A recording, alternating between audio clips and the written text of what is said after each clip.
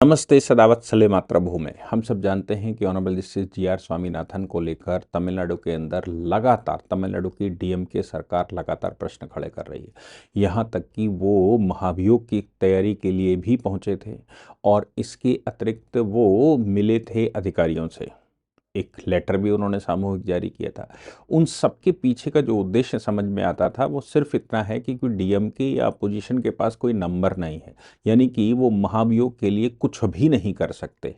महाभियोग लाना तो बहुत दूर की बात है, उनके पास वो प्रमोशनल नंबर भी नहीं है जिसके द्वारा महाभियोग लाया जाता है। तो ऐसी परिस्थिति में जब डीएमके के पास नंबर ही नहीं है, पूरी अपोजिशन के पास नंबर नहीं, अच्छा अखिलेश यादव साथ में गए या बाकी लोग साथ में गए और डीएमके का साथ दे रहे हैं, इसका क्या मतलब है? इसका मतलब बिल्कुल साफ है कि जो पुरुकुंद्रम मंदिर की बात करी जा रही थी या मुरुगन स्वामी के मंदिर की बात की जा रही थी कि भाई उस मंदिर का पूरा प्रभुत्व है, वो जो दीपक जलाना चाहते हैं वो दीपक जला सकते हैं। और वो पूरी पहाड़ी चूंकि 1926-24 के जजमेंट के अनुसार, वो 1923 के जजमेंट के अनुसार पूरी की पूरी पहाड़ी भगवान के नाम से दर्ज है, केवल दरगाह ऊपर बना ली है मुसलमानों ने। अब वो मुसलमानों ने दरगाह बनाई तो जजमेंट अंग्रेजी सरकार के समय पर ये आया था कि भाई उतना कोना केवल जो ऊपर की सीढ़ियां हैं, ऊपर की सीढ़ियां मतलब नीचे की सीढ़ियां भी मंदिर की ही हैं, ऊपर दरगाह का एक छोटा सा पोर्शन है, उसको जीवंत माना था। मेरा मानना तो ये था कि उसको पुनर्विचार करना चाहिए और ये बताना चाहिए कि नहीं, ओरिजिनली चूंकि मंदिर है वहां पर है, दरगाह बाद में बनाई गई, इसलिए दरगाह का वो स्थान ही नहीं हो सकता। पूरे मंदिर, पूरी पहाड़ी मंदिर की है और उसमें दरगाह कहाँ से आ गई? हालांकि वो विवाद इतना बड़ा कर दिया गया क्योंकि ऑनरेबल जस्टिस जी.आर. स्वामीनाथन लगातार, चूंकि हम सब जानते हैं कि चीफ जस्टिस के पास रोस्टर होता है और चीफ जस्टिस उनके पास ही केसेस भेजता है जो उस पर स्टडी कर रहे होते हैं, यानी कि उन विषयों को देख रहे होते हैं। चूंकि इस तरह के विषय ऑनरेबल जस्टिस जी.आर. स्वामीनाथन लगातार देख रहे, तो उनके पास उनकी अदालत में इस तरह के विषय जाते हैं लगातार। अभी उन्होंने ये पुरुकुंदम पहाड़ी को लेकर सवाल भी खड़ा किया, चीफ जस्टिस को बुलाया भी, महाभियोग चीफ जस्टिस को बुलाया, इसके अलावा मानहानि का मामला या फिर हाई कोर्ट की अवमानना का मामला शुरू किया। एक और दूसरी क्रिश्चियन वो मिशनरी का बन रहा था, क्रिश्चियन मिशनरी का चर्च बन रहा था, उस चर्च को डेमोलिश करने का आदेश दिया गया था कि वो इलीगल बन रहा है, बिना अनुमति के बन रहा है, तो उसमें भी, लेकिन वो फिर बाद में भी बनता रहा। दोनों केसेस में उन्होंने ये किया था, लगातार हो रहा था। अब उनके पास एक नया केस आया, उन्होंने फिर से मद्रास सरकार यानी कि तमिलनाडु की सरकार को आड़े हाथों लिया और तमिलनाडु की सरकार को केवल आड़े हाथों नहीं लिया, बाकायदा एक जजमेंट किया। मामला बड़ा गंभीर था, वो हमें समझना चाहिए। चूंकि तमिलनाडु की सरकार कानून पर, इक्वलिटी बिफोर लॉ पर काम नहीं कर रही है, वो राज्य के लिए काम नहीं कर रही है, वो राज्य का जो उसका फंक्शन है उस काम की बजाय वो सिर्फ ईसाईयत, मतलब किसी तरह से राज्य को ईसाई राज्य कैसे घोषित किया जाए और बाकी चीजों को कैसे हटाया जाए, इस पर काम कर रही है। सवाल यहां पर यह था कि नाथन कनवाई युद्ध स्मारक, अब नाथन कनवाई युद्ध स्मारक को जानना चाहिए। नाथन कनवाई युद्ध स्मारक का इतिहास ये है, उस स्मारक का मुकदमा था। इतिहास उसका ये है कि जिस समय अंग्रेजों ने या उस समय की ईसाई सरकार ने भगवान के मंदिर की मूर्तियां चुरा कर जब वो ले जा रहे, चुराई मतलब निकलवाई जबरदस्ती, और निकलवा कर ईसाई सरकार ले जा रही थी, तब वहां के स्थानीय लोगों ने आंदोलन कर दिया। आंदोलन का मतलब वहां युद्ध हुआ और उस युद्ध में लोकल अथॉरिटीज ने, लोकल लोगों ने, जो वहाँ मंदिर के भक्त हुआ करते थे, वो उसमें दलित समुदाय के भी थे, उसमें पिछड़े समुदाय के भी थे, मतलब सभी लोगों ने, वो स्थानीय लोगों ने युद्ध कर दिया और युद्ध करके वो मंदिर की मूर्तियां उन्होंने बचा ली। ये एक बड़ा इलस्ट्रेशन है कि भाई मंदिर की लूटपाट को किस तरह वहाँ स्थानीय लोगों ने बचाया। अब वो बात तो पुरानी है 18वीं सदी की, लेकिन यहाँ पर सवाल ये पैदा होता है कि वहाँ लोकल लोग अपने एक जमीन पर उनकी उस युद्ध की स्मारक बनवाना चाहते हैं। इसको नाथन कनबाई युद्ध कहा गया। अब वो युद्ध की स्मारक बनाना चाहते हैं, लेकिन भूमि जो है वो निजी भूमि है। तहसीलदार के पास अप्लाई किया होगा कि भाई हमें अनुमति दे दीजिए, हम यहाँ पर बनाएंगे। तहसीलदार ने मना कर दिया, रिजेक्शन का ऑर्डर कर दिया। इस रिजेक्शन के ऑर्डर को ऑनरेबल हाई कोर्ट में चैलेंज किया गया। Honourable justice G.R.. स्वामीनाथन की अदालत में पड़ा। उन्होंने एक और बड़ी टिप्पणी कर दी। उन्होंने कहा जब स्टैन स्वामी की पट्टा भूमि निजी पट्टा भूमि पर स्टैन स्वामी के चित्र के साथ पत्थर का खंबा बनाने की अनुमति दी जा सकती है, तो फिर ये तो स्वतंत्रता का आंदोलन था। स्वतंत्रता के आंदोलन में हम सबकी जिम्मेदारी बनती है कि हम आर्टिकल 51 कैपिटल ए के तहत, और ये राज्य की जिम्मेदारी बनती है कि राज्य भी उसको बढ़ाए। जो स्वतंत्रता के आंदोलन करने वाले लोग थे, ये स्वतंत्रता के मूवमेंट की जो कहानी है उसको बढ़ाया जाए। और ये बात फंडामेंटल ड्यूटीज में भी आती है कि प्रत्येक व्यक्ति की जिम्मेदारी बनती है कि स्वतंत्रता संग्राम में जिन्होंने पार्टिसिपेट किया, स्वतंत्रता के मूल्यों का वो संरक्षण करे। तो ऐसी परिस्थिति में जब नाथन कनवाई युद्ध हुआ, ये भी स्वतंत्रता की लड़ाई थी, केवल स्वतंत्र। फिर उन्होंने एक और टिप्पणी की, मैं स्टैन स्वामी का पूरा विवरण अभी दूंगा। फिर उन्होंने एक और टिप्पणी दी।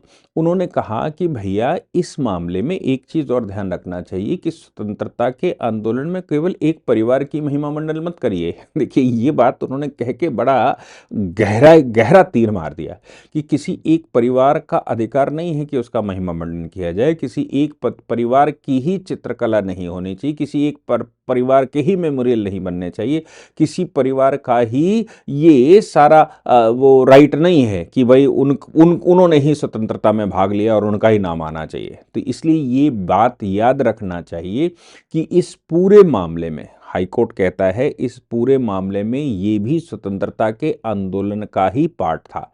जबकि स्टैन स्वामी के मामले में उन्होंने कहा कि स्टैन स्वामी, हम मानते हैं कि कुछ आदिवासी ये मानते हैं कि उनके लिए वो लड़े, लेकिन यह भी सत्य है कि यूएपीए मामले में गिरफ्तार हुए तो जेल में ही उनकी मृत्यु हुई थी। अदालत ने तब टिप्पणी की कि यदि उस निर्माण के लिए कोई अनुमति आवश्यक नहीं है तो युद्ध स्मारक के लिए भी आवश्यक नहीं है।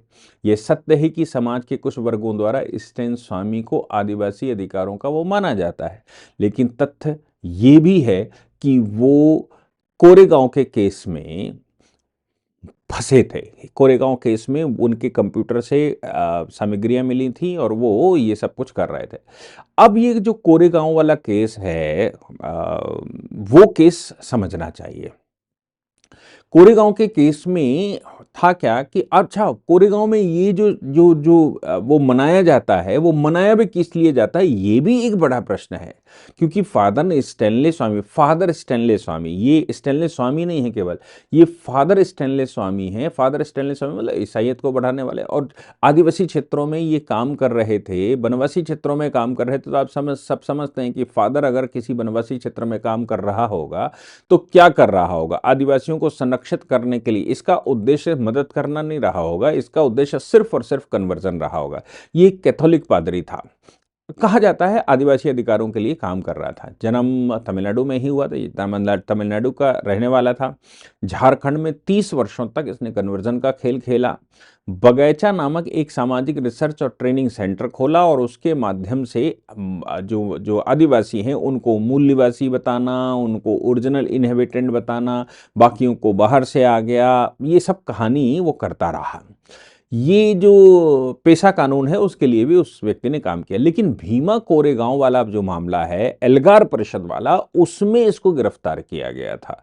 और उसमें जब इन्वेस्टिगेशन चल रहा था तो इसके कंप्यूटर से भी वो सेंसिटिव चीजें मिली थी जो भीमा कोरेगांव के केस में ये इसको आतंकवादी लोगों से के साथ, अतिवादी माओवादियों के साथ जोड़ता है। अब भीमा कोरेगांव का केस समझ लीजिए। भीमा कोरेगांव का मामला क्या है, क्यों आखिर भीमा कोरेगांव में हर वर्ष ये कुछ लोग वहां जाकर वो मनाते हैं। भीमा कोरेगांव में हकीकत ये है कि उस समय मराठा सेना, आप समझिए, भीमा कोरेगांव में मराठा सेना लड़ने गई। मराठा सेना के लड़ते समय अंग्रेजों ने, यानी कि ईसाइयों ने, बड़े ध्यान से, वो अंग्रेज नहीं था, वो ईसाइयों से लड़ाई हुई भीमा कोरेगांव में। भीमा कोरेगांव में किसकी किसकी लड़ाई हुई? भीमा कोरेगांव में उस समय लड़ाई करने वाले मराठे थे, और मराठे और इधर से ईसाई थे। ईसाई लोगों ने कुछ लोगों को, जो भाई वहाँ भर सेना होती थी, सेना में लोगों को भर्ती किया जाता था। अब हम सब जानते हैं कि भारत में जिस प्रकार से भी ये अंग्रेज यहाँ पर बैठा, या ईसाई, अंग्रेज बार बार मुंह से निकलता है, ईसाई यहाँ पर बैठा और ईसाइयों ने भारत के लोगों को इस्तेमाल किया। फिर उन्होंने रिसर्चें करके ये तमाम तरह के डॉक्यूमेंट निकाल कर लोगों को भड़काया, तुम दलित हो, तुम अछूत हो, तुम शूद्र हो, तुम पिछड़ा हो, तुम अगड़ा हो, तुम साहूकार नहीं हो, तुम्हें क्षत्रियों के खिलाफ करना चाहिए। इसलिए देखिए वो तब से लेकर ठाकुर, एक ठाकुर था और ठाकुर का ये, एक ब्राह्मण था, ब्राह्मण का ये, तो ठाकुर ब्राह्मण यानी कि क्षत्रिय और ब्राह्मण, ब्राह्मण चूंकि पूरा इतिहास भारत का उठाकर देखेंगे कि ब्राह्मणों ने देश का नेतृत्व मतलब सलाहकार का काम किया है, रिसर्च का काम किया है, और विदेशी आक्रांताओं को रोकने का काम किया, भारत की समृद्धता कैसे बढ़े इस पर काम किया। और क्षत्रियों ने तलवार उठाई है, वो सैनिक हुआ करते थे, उनका काम था राज्य को सुरक्षित रखना, बाहरी आक्रांताओं से सुरक्षित रखना। तो अब ये सब चला कि भाई जो दो ये मुख्य अंग हैं और वैश्य मुख्य अंग है जो इकोनॉमी चलाता है, इन सबको डिस्प्यूटेड कर दो। अब चूंकि चाणक्य नीति को अगर आप पढ़ेंगे तो वो ये कहता है कि वैश्य कौन है, तो वो कहता है वैश्य वो हर व्यक्ति, अब देखिए ओरिजिनल डेफिनेशन, हर वो व्यक्ति जो समाज के लिए काम करता है, जो कृषि का काम करता है, जो बनियागिरी का काम करता है, जो कुछ भी लोगों के उदर पालन के लिए काम करता है, वो वैश्य है। अब इस वैश्य की आज की डेफिनेशन में तो 80% लोग वैश्य में आ जाते हैं, 20% जो यूनिवर्सिटी में काम करते हैं, जो डॉक्टर्स हैं, जो इंजीनियर्स हैं, ये केवल ब्राह्मण वर्ग में आते हैं, और बाकी सेना जो 25 लाख की है वो परिवारों को आप क्षत्रिय वर्ग में मान लीजिए। बाकी सब जो नौकरी करते हैं वो शूद्र वर्ग में आते हैं, मतलब उस समय के डेफिनेशन के अनुसार।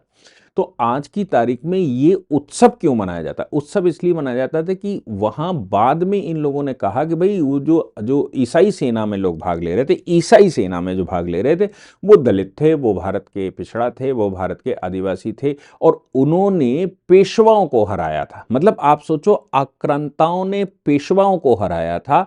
उस बात को भीमा कोरेगांव में पेशवा हार गए थे, पेशवा हारने का उत्सव मनाया जाता है कि पेशवा बाजीराव हार कैसे गया था। पेशवा बाजीराव हार गया था और ईसाई सेना जीत गई थी, इस बात का वहां पर उत्सव मनाया जाता है। ये एल्गार परिषद, माओवादी समर्थित हिंसा और ये वो सब, हमने इसके बारे में खूब पढ़ा होगा।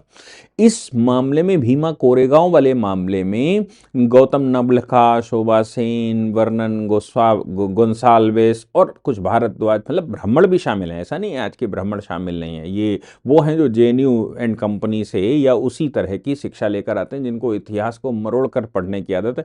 अच्छा, यहाँ भी शासन ये ब्राह्मण ही करते हैं, मतलब जहां कहीं भी इस बात की बात करेंगे कि भाई ये दलितों के हित के लिए काम कर रहे हैं, ओबीसी हित के लिए काम कर रहे हैं, वनवासियों के लिए काम कर रहे हैं, ईसाइयत के लिए, मुसलमानों के लिए, यहां भी आपको मोस्टली सब ब्राह्मण मिलेंगे। कम्युनिस्टों में चले जाइए तो वहां सब आपको ब्राह्मण ही मिलेंगे।